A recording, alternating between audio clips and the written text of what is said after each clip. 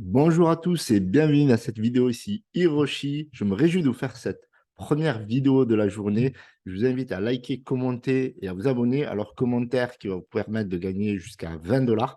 Vous dites ce que vous pensez tout simplement de la news de CZ qui refuse d'appliquer la taxe Burn qui a été votée à de multiples reprises.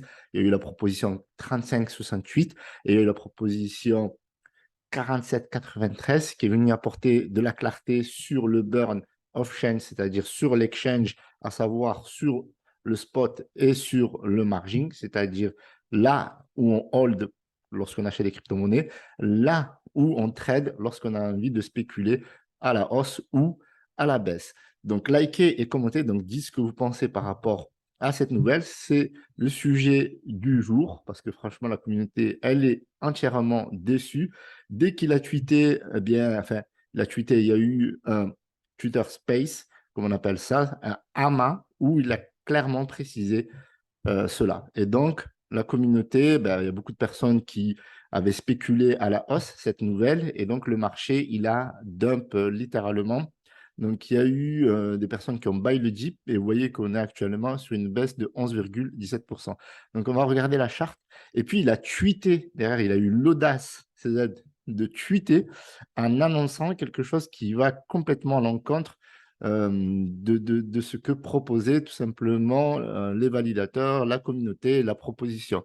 Donc la proposition de Vegas, eh ben, il a entièrement ignoré, il a entièrement dénigré.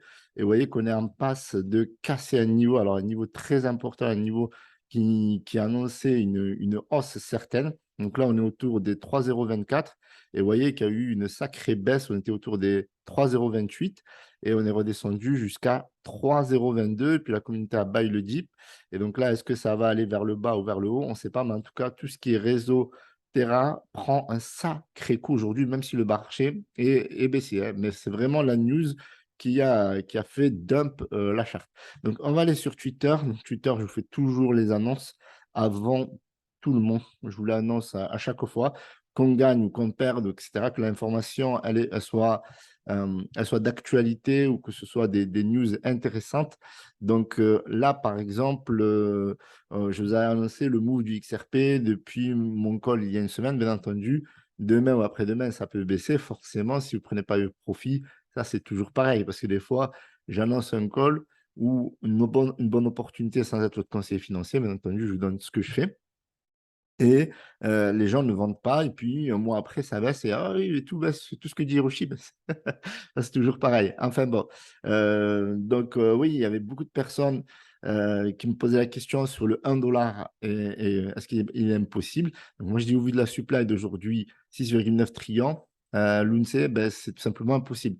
Au vu de l'objectif de notre communauté Terra Rebelle de réduire la supply à 10 milliards, l'UNCE, tout est possible, bien entendu.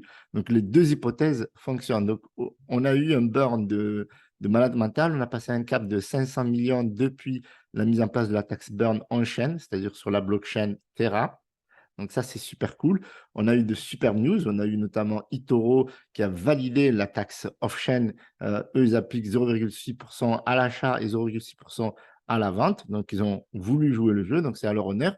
Il y a un autre exchange qui s'appelle CoinIn qui a validé la taxe burn et qui burn. Très bien. Pourquoi pas acheter du Lunce chez eux. Mais après, il y a beaucoup de gens, si vous voulez, la plupart des gens qui investissent ne regardent pas forcément des vidéos sur YouTube, ne regardent pas des informations sur Twitter, ils regardent, par exemple, je sais pas moi, des actualités sur la presse, le coin market cap, ce qui bouge sur... Et ils achètent, et puis après, ils s'en fichent. Vous voyez, il y a beaucoup de personnes qui n'ont pas une éducation financière. C'est-à-dire qu'ils achètent et ils laissent dormir. Eux, voilà. Et donc, ces gens-là ne vont pas changer forcément d'un exchange à un autre pour acheter un simple token. C'est vrai. Alors, on parle beaucoup de Terra classique, de Luna, etc. sur cette chaîne, mais il faut reconsidérer que c'est un token parmi tant d'autres d'un wallet. Vous voyez, moi, par exemple, j'ai un wallet qui a plusieurs tokens. Donc, forcément, le Luna classique, certes, ça fait partie un gros bag chez moi, mais il n'y a pas que le Luna classique. Il y a du Nextstep, il y a du Dogecoin, il y a du Shiba Inu, il y a du ADA, XRP, etc., etc. C'est certes un bon asset chez moi, mais il y en a d'autres. Vous voyez? Donc, il y en a, ils vont se dire, mais moi, je mets 100 euros, 1000 euros sur l'UNC, je ne vais pas changer d'exchange pour acheter du l'UNC. Vous voyez ce que je veux dire? La communauté Luna. Alors, ce que j'avais tweeté ici, très important. Urgent, CZ de Binance ne soutient pas la communauté Terra classique, donc de surcroît les Terra Rebels, à propos de la taxe ban 1,2% off-chain pour ses profits personnels. Il a clairement mentionné qu'il allait perdre des clients s'il instaurait la taxe ban. Conclusion, CZ ne tient pas sa parole et on va vous montrer sa parole. La communauté Luna Classic soutiendra toujours l'UNC et mettra en œuvre toutes les actions pour atteindre nos objectifs. Et je ne vais pas arrêter de faire des vidéos de même parce que CZ de Binance, qui est une personne parmi 7 milliards, 8 milliards sur la planète, certes, de l'exchange le plus important, qui a décidé de ne pas appliquer la taxe burn sur son exchange. Il fait ce qu'il veut, c'est à son droit. Par contre, il n'a pas respecté sa parole parce que lorsque la proposition 3568 a été votée, eh bien, CZ avait stipulé clairement que la blockchain devait d'abord implémenter la taxe burn d'abord. Et ce qu'il n'a pas cru au moment où il avait tweeté cela le 13 juillet 2022, c'est que on allait le faire, qu'on allait le voter, qu'on allait mettre une proposition en place, qu'on allait la voter, qu'on allait la recommander, qu'elle allait avoir un plébiscite majeur de la communauté. Et là, il y avait Ahmed qui disait, si vous soutenez l'équipe l'UNC, vous deviendrez le plus important héros de l'histoire de la crypto-monnaie. Bon, ça, c'est qu'un détail. Mais en parlant de la tax burn, il avait soutenu, il avait dit qu'il fallait d'abord mettre en place des mécanismes de burn et pas de fork, etc., qui soutiendrait ce que ferait la communauté. Et au final, il a changé d'avis.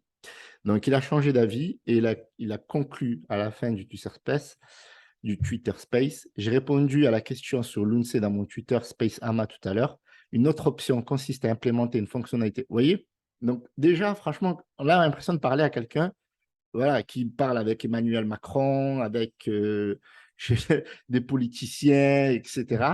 Parce qu'il y a une proposition qui a été votée par la communauté. Pourquoi nous proposer quelque chose? CZ, tu n'as qu'un exchange qui s'appelle, enfin, tu n'as le plus gros exchange, certes.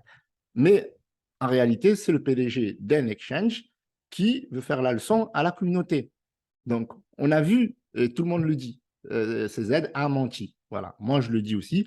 CZ, si tu regardes cette vidéo, je t'apprécie, je continuerai à t'apprécier pour beaucoup de choses que tu as fait de bien. Par contre, tu as menti par rapport à la communauté Luna.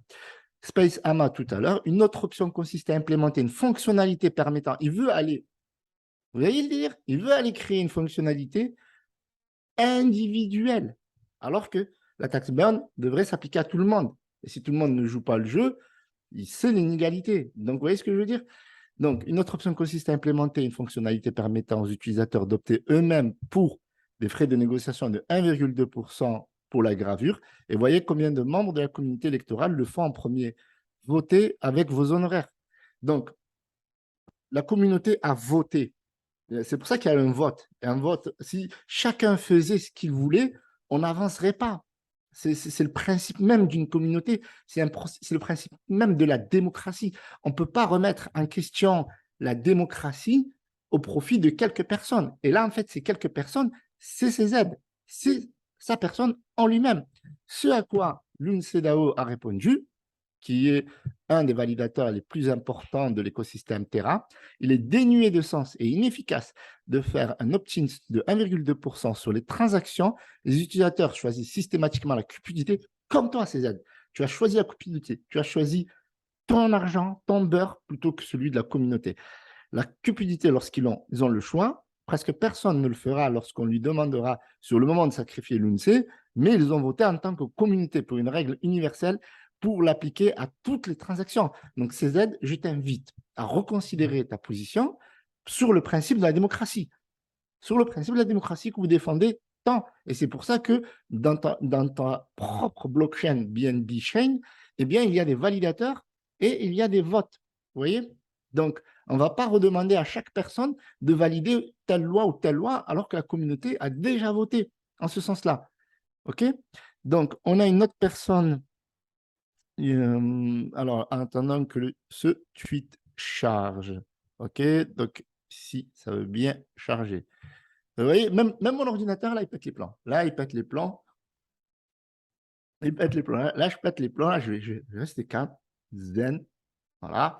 Donc, on tape de ta décision à tweeter Yoda Crypto. Cela a fait plouf. En 5 minutes, la communauté a remonté le chaos que tu as mis. Nous serons plus forts que toi. Seuls tes clients te feront vivre et des sexes, il y en a plein d'autres. En tout cas, moi, je me tire ailleurs.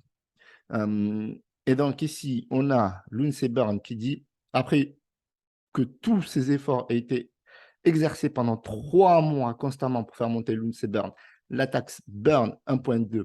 Maintenant, il dit qu'il va faire une option pour que les commerçants, enfin les traders, choisissent s'ils veulent être taxés ou non. Si la fiscalité est volontaire, je choisirais de ne pas être taxé, bien que j'ai voté pour l'Ocean Tax Burn.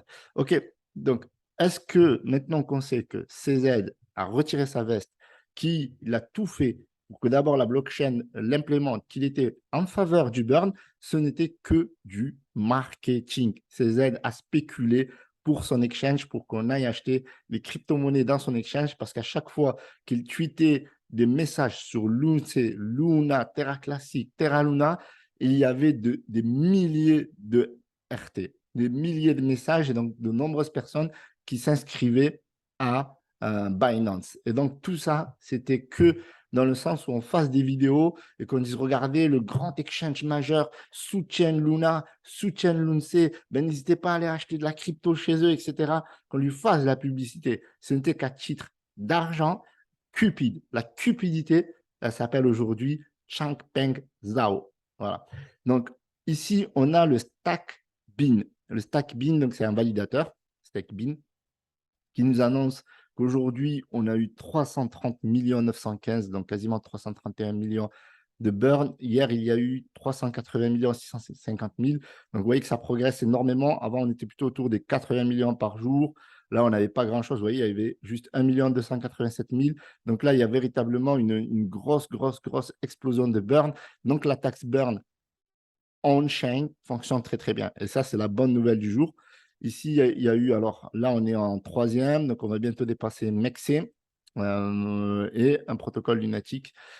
Ici, donc plus précisément, nous sommes à 754 766 998 Lunce Burn en un peu plus de 48 heures. Donc, c'est magnifique. C'est vrai qu'on préférait 1 milliard ou 2 par jour, voire beaucoup plus si la taxe Burn était appliquée off-chain également.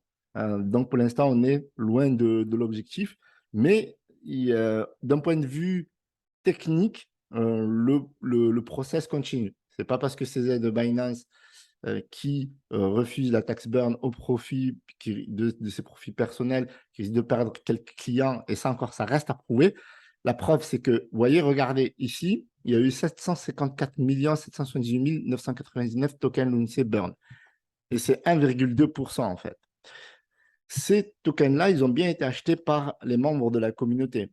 Ils sont allés les acheter à travers un index de Astroport notamment, et ne sont pas allés les acheter chez Binance ou un exchange qui n'appliquait pas la taxe burn.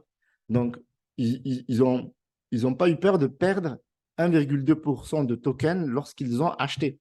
Au contraire, ils l'ont acheté fièrement sur la blockchain pour soutenir la proposition. Vous voyez? Et donc, ça prouve qu'en réalité, si on applique la taxe burn et on évite de faire des commentaires stupides en disant je vais laisser les gens choisir manuellement s'ils acceptent de burn ou pas les tokens qu'ils vont acheter, eh bien, si on laissait... c'est stupide, c'est vraiment stupide de penser ça. Parce qu'il y a une communauté qui a voté. C'est pour ça. C'est comme si on votait pour un président de la République qui va mettre en place son Assemblée nationale, les députés, machin, ses ministres, etc. Et puis après, l'Assemblée nationale va dire, attendez, nous avons le pouvoir, les gens, ils ont voté pour nous. Maintenant, à chaque fois qu'on va choisir de voter une loi, eh ben, vous savez ce qu'on va faire? On fait un référendum. Voilà. faire un référendum pour ci, un référendum pour ça. Nous, on ne sert à rien. En fait, nous, on dit oui, ce serait bien de voter que les gens payent beaucoup d'impôts. Vous voyez, beaucoup d'impôts parce que c'est la crise en ce moment. Donc, on va faire un référendum. Après que les gens, qu'est-ce qu'ils vont dire? Ils vont dire, ben non, nous, on ne veut pas payer beaucoup d'impôts. Ah, on va rallonger la retraite. Ah, on va faire un référendum. Après que les gens, ils vont voter. Non. Mais voilà, vous voyez ce que je veux dire? C'est exactement le même principe. Donc, je vais me calmer. Je reste confiant sur le projet. On va regarder la charte parce qu'il y a eu à court terme, donc la news, voilà, elle est en train d'être partagée un peu partout. Mais voilà, ça, c'est solide. Les gens, ils rachètent le buy, ils rachètent le dip. Maintenant, je ne vous donne pas de conseils. Je vous dis ce qui se passe. Je ne vous dis pas d'acheter, d'holder, machin. Faites ce que vous voulez. Vous êtes grand, majeur et vacciné. Moi, j'ai toujours foi en projet. On n'a pas eu besoin, au départ, on n'a pas eu besoin de ces aides pour avoir un Luna à 100 dollars. Je ne dis pas qu'il va arriver à 100 dollars. Moi, j'ai toujours confiance à ce qu'il aille chercher les 1 dollar. J'ai toujours confiance à ce qu'on va rebuy le Jeep et que ça va remonter, que ça va souder la communauté, qui va mettre en place des stratégies. Je vous reparlerai certainement dans une prochaine vidéo comment le Luna, le Lunce actuel, le Luna ancien, est passé de 0,40 centimes à plus de 100 dollars, avec notamment ces fameux mécanismes de burn, ces stratégies qui ont été votées par la communauté. Donc, la communauté reste toujours plus forte qu'un exchange, même si cet exchange, c'est un exchange majeur. Je vous remercie d'avoir visionné cette vidéo. Likez, commentez, vous pouvez gagner jusqu'à 20 dollars. N'oubliez pas de dire ce que vous pensez de la proposition de ces aides que chacun burn manuellement ou qu'il refuse tout simplement d'appliquer la taxe burn qui a été votée par la communauté. Merci à tous, c'était Hiroshi.